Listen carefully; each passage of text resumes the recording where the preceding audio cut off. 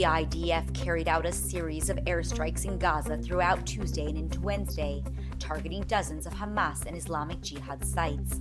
The strikes eliminated key figures in Hamas's leadership, including Essam al-Daalis, the most senior authority in Gaza and head of the Hamas government, the IDF announced yesterday evening.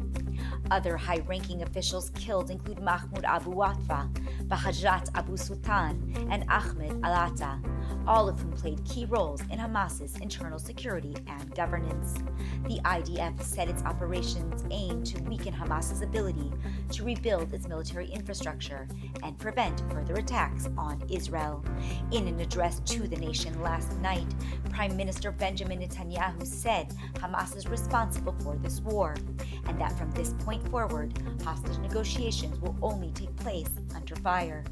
He called on Palestinian civilians to avoid any contact with Hamas terrorists and to move to safer areas to stay out of harm's way. The strikes that began at 2:10 a.m. on Tuesday were concentrated in the first 10 minutes, with around 80 targets hit. The IDF later issued warnings to Gaza residents, urging them to move westward to avoid combat zones, which now cover large portions of the Gaza Strip. Chief of Staff Lieutenant General Eyal Zamir visited troops in Rafah Tuesday evening, emphasizing their mission to protect Israeli communities and ensure the return of the hostages. He also reviewed operational plans with field commanders. Meanwhile, the IDF Homefront Command announced changes to safety guidelines for communities near Gaza.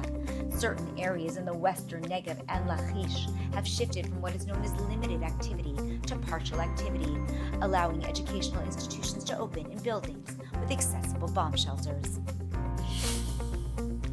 A missile launched from Yemen was intercepted by the Israeli Air Force Tuesday night before it crossed into Israeli territory. Sirens were activated in central and southern Negev according to protocol. The attack was part of ongoing missile fire from the Houthis. Authorities urged all Israeli citizens to follow Homefront Command instructions, emphasizing that these guidelines save lives.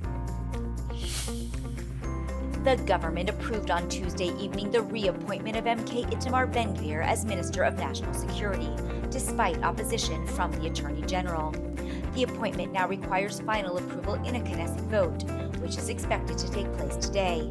In addition, the government unanimously backed Prime Minister Benjamin Netanyahu's proposal to reinstate MK Amichai Eliyahu as Minister of Heritage and MK Yitzhak Wasserloff as Minister of the Negev, Galilee, and National Resilience. Experience the power of truth with ILTV News. If you're looking for quality content and captivating visuals, join our news community and become an integral part of our team as we embark on a mission to unveil the real Israel, dismantling the web of lies and misinformation that surround reporting on Israel.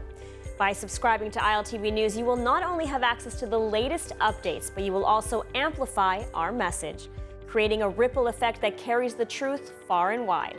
Subscribe today and help reshape the narrative. Available on the web, Android, and Apple.